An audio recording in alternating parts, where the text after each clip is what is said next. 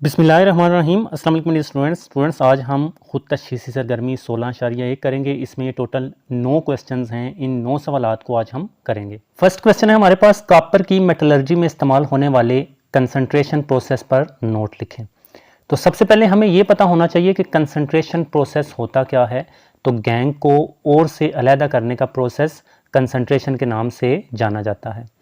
अब गैंग क्या है? ये इम्प्योरिटीज़ होती हैं, ये हमें बेसिकली नहीं चाहिए होती हैं। हमें ओर से मतलब होता है ओर से आगे मेटल्स हासिल करी जाती हैं। गैंग को ओर से अलहदा करना, हमें ओर से मकसद होता है हमने गैंग से छुटकारा हासिल करना है, क्योंकि ये इम्प्योरिटीज़ होती हैं, ये ना खालिस चीज़ें होती हैं जो हमें नहीं चाहिए। ठीक है। कॉपर ओर की कंसंट्रेशन फ्रॉथ फ्लोटेशन प्रोसेस के ज़रिए की जाती है। इस प्रोसेस में ओर के पार्टिकल्स ऑयल से और गैंग के पार्टिकल्स पानी से तर हो जाते हैं। तो जो ओर के पार्टिकल्स होते हैं वो तेल यानी कि ऑयल से तर होते हैं, गीले होते हैं, और गैंग के पार्टिकल्स पानी से गीले होते हैं। ठीक है। अच्छा, फिर क्या किया जाता है? कंप्रेस्ड हवा के ज़रिए ओर के पार्टिकल्स को सतह पर लाकर नथार लिया जाता है। चूँकि तेल मोस्टली ऊपर आ जाता है तो उसमें ओर के पार्टिकल्स तर होकर, ओर के पार्टिकल्स भी जब हम हवा का दबाव डालेंगे तो वो ऊपर आ जाएंगे।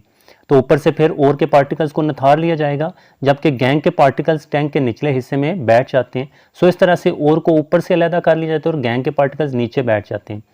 इसकी मैं आपको फिगर बताता हूँ। ठीक है जी। तो स्टूडेंट्स, ये हमारे पास फ्रॉथ फ्लोटेशन प्रोसेस है। इसमें आप देख सकते हो कि ये ऊपर जो है ये तेल आ जाएगा यानी कि ऑयल आ जाएगा। ठीक है। और इसमें ओर के पार्टिकल्स होंगे और नीचे पानी है, और इसमें गैंग के पार्टिकल्स तर हुए हैं या गीले हुए हैं। मज़ीद हमने कंप्रेस्ड हवा भी यहाँ से भेजनी है। अब जो कंप्रेस्ड हवा है वो यहाँ से आकर ऊपर की तरफ जाएगी, दबाव डालेगी, तो वो ऑयल को और ओर के पार्टिकल्स को ऊपर ले जाएगी, और ऊपर से बड़ी आसानी से हम ओर के पार्टिकल्स को नथार लेंगे। ठीक है। और गैंग के पार्टिकल्स ये टैंक के निचले हिस्से में बैठ जाते हैं। सो इस तरह से ओर और गैंग को हम अलहदा कर लेते हैं। ठीक है। सेकंड क्वेश्चन में है, स्मेल्टिंग प्रोसेस में क्यों कोक की बहुत थोड़ी मिकदार की ज़रूरत होती है। तो स्मेल्टिंग इंतहाई एक्सोथर्मिक प्रोसेस है, यानी कि इसके दौरान बहुत ज़्यादा हरारत खारिज होती है।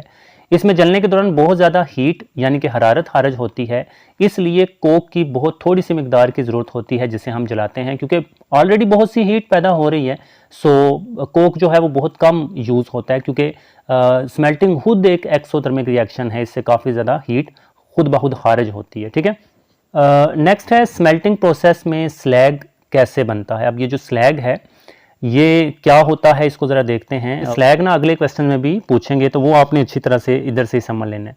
तो प्रोसेस के दौरान यानी कि जो स्मेल्टिंग प्रोसेस होता है उसके दौरान फेरस सल्फाइड पहले ऑक्सीडाइज होकर फेरस ऑक्साइड बनाता है। तो यहाँ पर देखें, ये फेरस सल्फाइड है, ये ऑक्सीजन के साथ रिएक्ट करेगा, तो ये इसकी ऑक्सीडेशन हुई है और ये पहले फेरस ऑक्साइड में चेंज हुआ, साथ में सल्फर डाइऑक्साइड गैस बनेगी। तो चलें, है फेरस ऑक्साइड बन गया। अब आगे क्या होगा? जो सैंड के साथ रिएक्ट करके आयरन सिलिकेट FeSiO3 का स्लैग बना देता है। तो ये जो आयरन ऑक्साइड या फेरस ऑक्साइड बना, ये रेत के साथ, ये जो है ना सैंड रेत को बोलते हैं। ठीक है। और रेत का ये फार्मूला होता है SiO2। तो सैंड के साथ जो फेरस ऑक्साइड है मजीद रिएक्ट करेगा और ये आयरन सिलिकेट का स्लैग बना देगा। सो यही स्लैग है आयरन सिलिकेट का। ठीक है। इसको आपने याद रखना है, आगे भी ये यूज़ होना है। तो ओके स्टूडेंट्स, ये जस्ट आपने क्या करना है, दोनों इक्वेशंस को याद करना है। दोनों इक्वेशन जब आपके जहन में बैठ जाएंगी फिर आप वो उर्दू खुद ब खुद लिख सकते हो। तो कैसे, आप दोबारा देखें कि पहले फेरस सल्फाइड जो है ये ऑक्सीडाइज होगा और फेरस ऑक्साइड में चेंज होगा, फिर फेरस ऑक्साइड सैंड के साथ या रेत के साथ रिएक्ट करके आयरन सिलिकेट का स्लैग बना देगा। तो इस तरह से जो स्लैग है वो बन जाता है। ठीक है। अच्छा, नेक्स्ट स्टूडेंट्स, फोर्थ क्वेश्चन देखिए, ब्लास्ट फर्नेस से स्लैग और मैटे को कैसे खारिज किया जाता है। यानी कि दोनों को हमने अलग-अलग करना है या फिर निकालना है ब्लास्ट फर्नेस में से।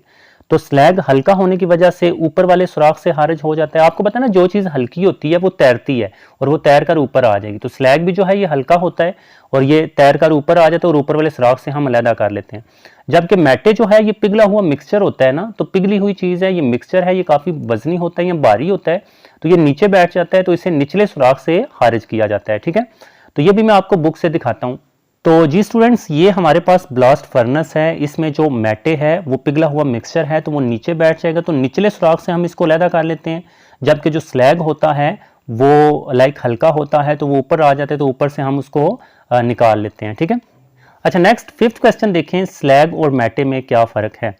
अब देखें स्लैग का तो हमने थर्ड क्वेश्चन में देखा कि ब्लास्ट फर्नेस में आयरन सिलिकेट FeSiO3 को स्लैग कहते हैं।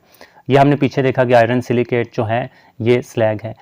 अच्छा, फिर उसके बाद मैटे क्या है, तो मैटे का यहाँ पर अच्छी तरह से समझिएगा, जबकि क्यूप्रस सल्फाइड और फेरस सल्फाइड, ये देखें ये क्यूप्रस सल्फाइड है और ये फेरस सल्फाइड है, इसका जो दोनों का मिक्सचर है ना, इस मिक्सचर को मैटे कहते हैं। ठीक है, सो जस्ट मैं आपको रिकमेंड करूंगा कि ये आपने ना ये जो दो फार्मूलेज है ना ये आपने याद रखने हैं। ठीक है, वो किसका है, आयरन सिलिकेट, और ये किसका है, क्यूप्रस सल्फाइड और आयरन या फिर फेरस सल्फाइड का मिक्सचर है, इसको हम मैटे कहते हैं, और आयरन सिलिकेट को हम स्लैग बोलते हैं, और ये दोनों ब्लास्ट फर्नेस में होते हैं। ठीक है, जिस तरह से ऊपर भी हमने देखा कि इन दोनों को किस तरह से हम अलहदा करते हैं, यहाँ पर उन्होंने पूछ लिया कि ये है क्या। मेस्मराइजेशन प्रोसेस में मेटेलिक कॉपर बनने के दौरान कौन सा केमिकल रिएक्शन वाक़या होता है, तो हमने मेटेलिक कॉपर बनानी है, तो ये कॉपर है Cu। ठीक है, तो ये किस तरह से बनता है, ये केमिकल रिएक्शंस आपने लिखने हैं, तो मंदरजा झैल केमिकल रिएक्शंस हैं।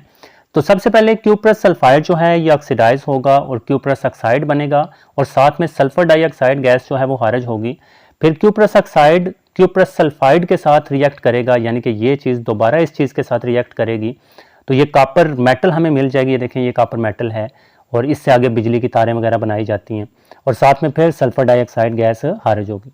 अच्छा, बाकी स्टूडेंट्स ने इनको बैलेंस वगैरह आपने अच्छी तरह से कर लेना है। आई होप आपको बैलेंस करने का तो पता ही होगा ना इक्वेशंस को। ठीक है, अच्छा नेक्स्ट देखते हैं, हमारा 7th क्वेश्चन है जो कि काफ़ी इंपॉर्टेंट क्वेश्चन भी है।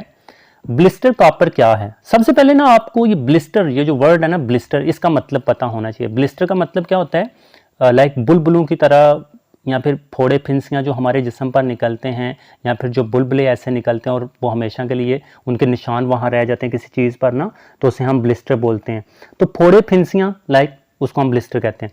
अब यहाँ पर ये ब्लिस्टर कॉपर है, सो कॉपर तो मेटल है। अब इसका देखते हैं कि कॉपर का और फोड़े और फिंसियों का क्या रिलेशन है। तो पिघले हुए कॉपर को कन्वर्टर से रेत के सांचों में मुंतकिल करके ठंडा किया जाता है। तो जब यही कॉपर हमें मिल जाती है ना, तो उसको हमने ठंडा करना होता है ना, उसको जमाना होता है, हमने सॉलिड फॉर्म में लेकर होता है। पहले तो ये माया शक्ल में होता है, पिघला हुआ होता है, तो उसको रेत के सांचों में डाला जाता है और फिर ठंडा कर लिया जाता है। इसमें हलशुदा गैसेस बाहर निकलते हुए इसकी सतह पर ब्लिस्टर्स बना देती हैं। अब देखें ये हमारे पास लाइक एक वो पिघली हुई मेटल है, तो उसको हम ठंडा कर रहे हैं, तो अंदर से क्या होगा, बुलबुले निकलेंगे गैसों के ऐसे ऊपर की तरफ ना, तो जब वो स्केप होंगे सतह से, तो वहां पर एक ऐसे फिंसी सी बन जाएगी, ऐसे उभरा हुआ एक निशान बन जाएगा। तो उभरे हुए जो निशान है वो बेशुमार बन जाएंगे, क्योंकि गैसें अंदर से निकल रही हैं और निकली हैं, तो जब कॉपर हमारी जम जाएगी तो फिर भी वो निशान फोड़े या फिंसियों की तरह ऊपर रहेंगे, गैसेस के खारिज होने की वजह से, और गैसेस अंदर से आ रही हैं।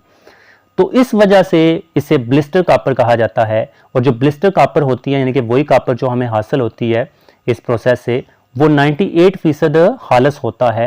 अच्छा, तो नेक्स्ट 8वां क्वेश्चन है हमारे पास स्टूडेंट्स, इलेक्ट्रो रिफाइनिंग प्रोसेस में एनोड खत्म क्यों हो जाता है। तो जब इलेक्ट्रोलाइटिक टैंक के सोल्यूशन में से इलेक्ट्रिक करंट गुजारा जाता है, तो एनोड जो कि ना खालस कॉपर होता है, उसे हमने खालस कॉपर में चेंज करना होता है। हल होकर Cu2 पॉजिटिव आयंस देता है। ये Cu2 पॉजिटिव आयंस कैथोड पर जाकर डिस्चार्ज हो जाते हैं। तो ये Cu2 पॉजिटिव कैथोड पर जाकर इलेक्ट्रॉन्स कबूल करते हैं और वहाँ पर जाकर डिस्चार्ज होते हैं, तो कैथोड के ऊपर जमते जाते हैं, यानी कि एनोड से ये उतर कर कैथोड की तरफ जाकर जम जाते हैं। तो इस तरह एनोड आहिस्ता आहिस्ता ख़त्म हो जाता है, क्योंकि एनोड से जो Cu2 पॉजिटिव आयंस हैं ये उतर कर कैथोड पर जाकर जमते जाएंगे।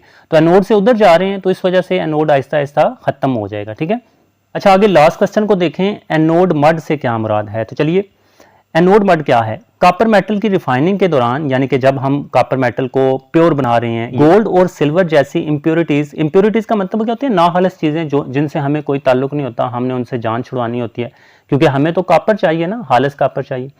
तो इंप्योरिटीज होती हैं गोल्ड और सिल्वर जैसी, इलेक्ट्रोलाइटिक टैंक के निचले हिस्से में बैठ जाती हैं, जिन्हें एनोड मड कहते हैं। आई होप आपको समझ आ गई होगी। मिलते हैं आपसे नेक्स्ट वीडियो में, तब तक के लिए अपना बहुत ज़्यादा ख्याल रखिएगा, दुआओं में याद रखिएगा, और अगर आपको ये वीडियो अच्छी लगे तो इसको लाइक करें और अपना बहुत ज़्यादा ख्याल रखिएगा। अल्लाह हाफिज़।